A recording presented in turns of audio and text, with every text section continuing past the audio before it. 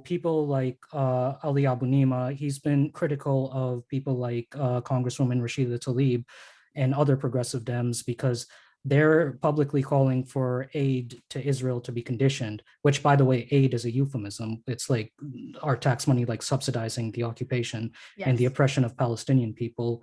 But these progressive Dems, they're calling for that aid to be conditioned.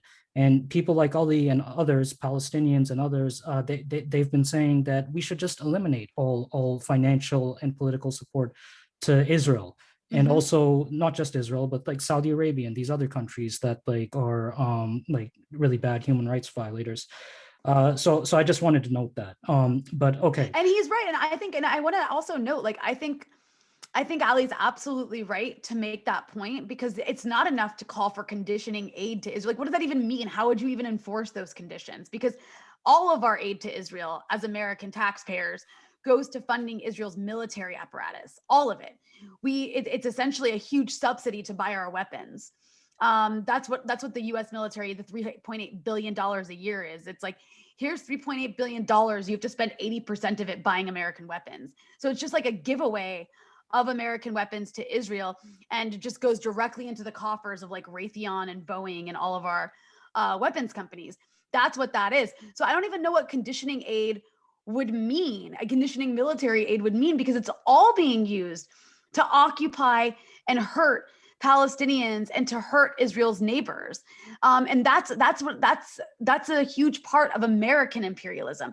So if we really want to get to the heart of this issue, we have to look at American imperialism. This isn't some isolated issue where Israel's just a big, nasty, mean state that the U.S. funds and it hurts Palestinians. No, there's a bigger dynamic at play here, and it's the same reason the U.S. funds Saudi Arabia and sell Saudi Arabia weapons, because it's an arm of American empire in the Middle East and also sits on top of a lot of oil.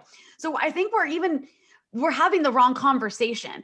Like, and so that's why I'm saying, it's nice that the conversation does seem to be shifting, but as activists, as journalists, as people who care about this issue and understand what's at the heart of it, we still need to be pushing. It's not enough. And this is where I think Ali makes an excellent point. It's not enough for AOC to just tweet. It's not enough for Ilhan Omar to just tweet. They should be calling for an end to Israel, to military aid to Israel. That's what they should be calling for at the least.